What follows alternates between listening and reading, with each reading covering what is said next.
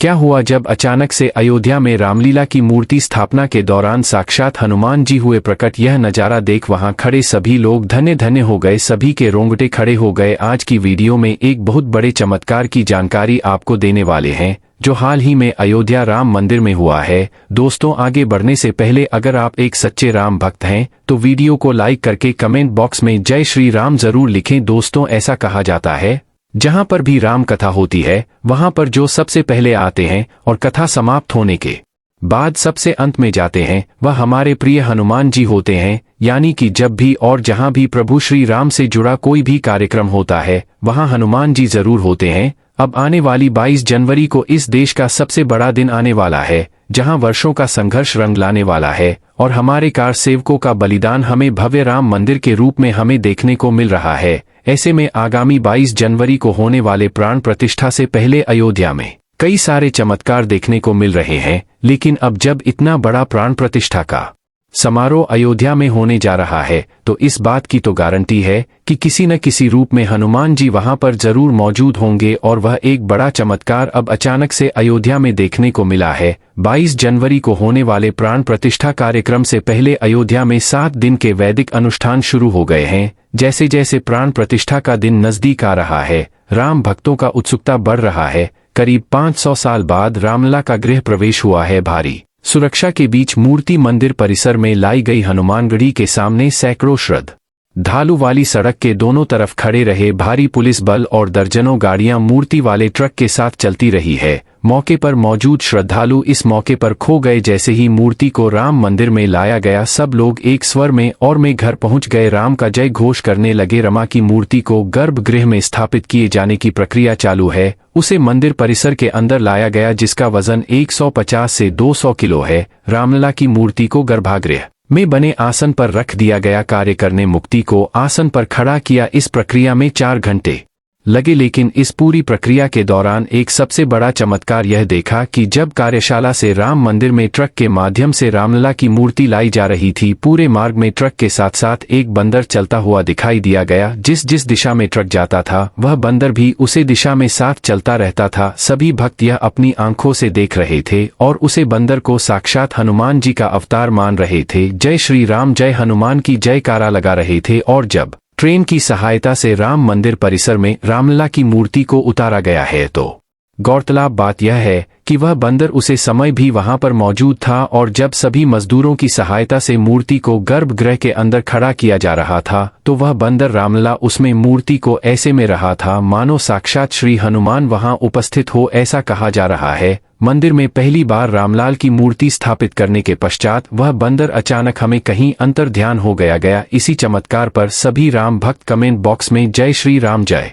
हनुमान बार जरूर लिखें। यदि अब दोस्तों आप सभी के मन में एक सवाल जरूर आ रहा होगा, आखिर राम मंदिर के गर्भ में इस नई मूर्ति को स्थापित किया जाएगा तो आखिर रामलला की उसे मूर्ति का क्या होगा जो 1940 में मस्जिद के गुंबद के नीचे से प्रकट हुई थी। रामलला विराजमान को सबसे ज्यादा हम बताते हुए कहते हैं नए वाले भगवान राम का भव्य मंदिर बन ही गया है, लेकिन ज्यादा महत्व इन्हीं 1930 वाले रामलला का है। कोर्ट ने इन्हीं रामलीला विराजमान के आधार पर फैसला दिया कि यही राम जन्मभूमि है। इसी के बाद मंदिर बनना शुरू हुआ। आचार्य सत्येंद्र दास बताते हैं पर आप जानते हैं कि जितना विवाद हुआ है और जो कोर्ट में मुकदमा लड़ा गया वह पहले से मौजूद रमा विराजमान के नाम से लड़ा गया के नाम पर सुप्रीम कोर्ट ने हुक्मनामा दिया है। अब मंदिर बन गया है तो इसीलिए जैसे रामलला विराजमान की पूजा अर्चना पहले से होती रही इस प्रकार से होती रहेगी। उनके मुताबिक जहां नए रामलाल रखे जाएंगे वहीं पर पुराने रामलाला भी रखे जाएंगे। रमा की पूजा के बारे में आचार्य सत्येंद्र दास कहते हैं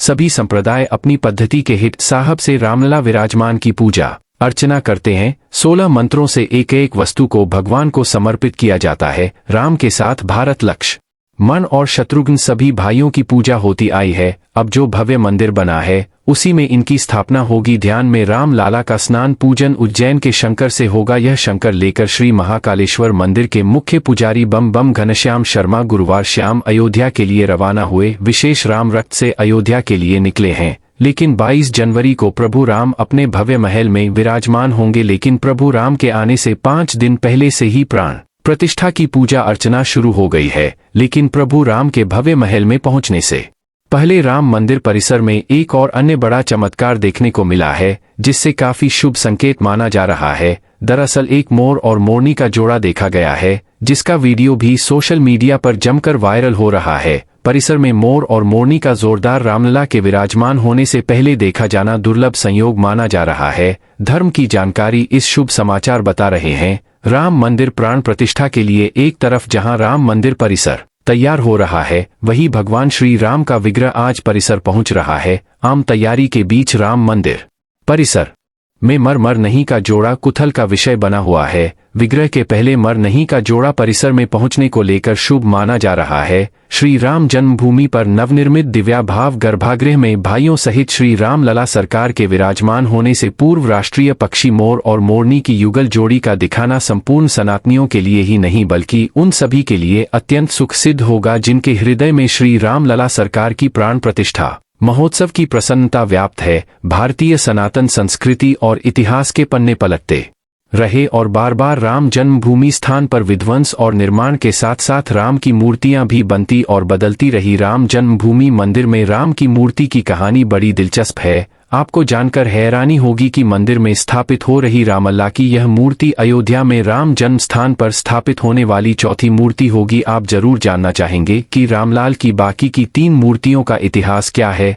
आगे वीडियो में हम आपको बताएंगे। महाराज विक्रमादित्य से लेकर बाबर कल और तब से अब तक यानी 22 जनवरी 2024 की प्राण प्रतिष्ठा में स्थापित होने वाली राम की इन 4 पवित्र मूर्तियों की कहानी। पहली मूर्ति का इतिहास कहता है, यह ऐतिहासिक मानता है कि प्राचीन काल में कभी अयोध्या नगरी का पूर्वधर उज्जैन के नरेश महाराज विक्रमादित्य ने कराया था। उन्होंने ही राम जन्मभूमि पर भव्य मंदिर बनवाया था। 16वीं सदी की शुरुआत में मुगलों ने जब अयोध्या पर आक्रमण किया तब राम जन्मभूमि के उसे प्राचीन मंदिर में श्री राम का जो भी ग्रह है यानी मूर्ति स्थापित थी। मौजूदा समय में वह अयोध्या में ही स्वर्ग द्वार मोहल्ले में स्थित महाराष्ट्रियन परंपरा के काले राम मंदिर में आज भी बिना आजमन है। मान्यता है कि मुगल आक्रमण के समय तत्कालीन पुजारी ने इस ग्रह को अपमान से बचने के लिए सरयू नदी में प्रवाहित कर दिया था, जो 220 साल तक सर्दियों की धारा में सुरक्षित रहा और 18वीं शताब्दी में एक पुजारी को आईडी स्वप्न के बाद फिर यह प्रकट हुआ करीब 500 साल पहले यानी साल 1527 में जब बाबर के से पैसा लाल मीर बाकी ने अयोध्या में राम जन्मभूमि पर मंदिर तोड़कर मस्जिद बनाई तो उसे वक्त तक वहां महाराज विक्रमादित्य द्वारा स्थापित राम मूर्ति थी। यह मूर्ति तब टीकमगढ़ के और 6 राजमहल में चली गई। मुगल आक्रमण से जाने के लिए और झांकी महारानी अयोध्या जाकर यह मूर्ति ले गए। दूसरे मूर्ति का इतिहास कहता है कि आज़ादी के 2 साल बाद यानी साल 1939 में शुरू होता है। 22 और 23 दिसंबर 1939 की रात विवादित ढांचे में रामलीला की मूर्ति देखी। पूरे देश में यह खबर आई, आज की तरह फैल गई। खबर आई कि 22-23 दिसंबर 1940 की दरमियानी रात विवादित ढांचे के अंदर रामलाल प्रकट हुए हैं। आसपास के कई गांव में लोगों तक यह संदेश पहुंच गया कि रघुकुल कुलभूषण बाल रूप में जन्मभूमि स्थान मंदिर के गर्भगृह में पधार चुके हैं। सुबह जब पुलिस वहां पहुंची तो सैकड़ों राम भक्तों की भीड़ जमा हो चुकी थी, जो दोपहर तक बढ़कर 5000 से ज्यादा तक पहुंच गई। 23 दिसंबर 1939 को पुलिस ने मस्जिद में मूर्तियां रखने का मुकदमा दर्ज किया, जिसके आधार पर 29 दिसंबर 1939 को विवादित ढांचे पर ताला लगा दिया गया, जो कि जिला जज के आदेश के बाद 1 फरवरी 1986 को दोबारा खोला गया। यहीं से राम मंदिर सोलन को नई ऊर्जा मिली। तीसरी मूर्ति का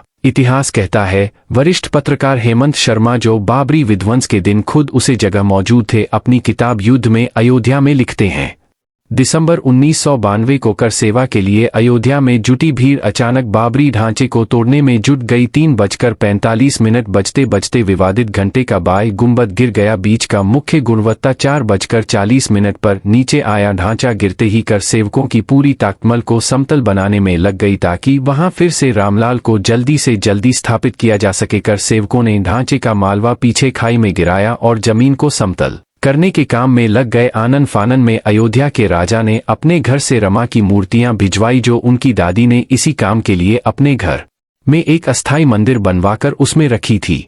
और राम लाला की चौथी मूर्ति की कहानी तो हम सभी जानते हैं। अयोध्या में भगवान राम का भव्य मंदिर बनकर तैयार है। उसमें स्थापित हो रही रामलाल की मूर्ति इतिहास में चौथी मूर्ति होगी। यह बाल रूप में होगी। इसमें भगवान राम 5 साल के बालक के रूप में धनुष और बन पड़े हुए होंगे। यह मूर्ति 51 इंच ऊंचाई वाली होगी। राम मंदिर में प्राण प्रतिष्ठित के लिए नेपाल के शालिग्राम से लेकर मैसूर और राजस्थान तक से पत्थर मांगे गए 3 मूर्तियों का निर्माण कराया गया। रामलाल की पहली मूर्ति गणेश भक्त ने बनाई है, दूसरी सत्यनारायण पांडे ने और तीसरी प्रतिमा अरुण योगी राज ने बनाई है। इनमें से फाइनल की गई 2 मूर्तियां स्थापित हो रही है। जी प्रतिमा के गर्भगृह में प्राण प्रतिष्ठा होने वाली है, उसे चाल या उत्सव नाम दिया गया है। वहीं दूसरी प्रतिमा जिसे मंदिर प्रांगण में स्थापित किया जाएगा उसे अचल मूर्ति नाम दिया गया है। अरुण योगीराज की बनाई मूर्ति अंदर मुख्य मंदिर के गर्भगृह में स्थापित हो रही है। आशा करते हैं दोस्तों हमारी आज की वीडियो से आपको राम मंदिर का इतिहास जानने को मिला होगा। दोस्तों चैनल को सब्सक्राइब जरूर कर लेना ताकि ऐसे ही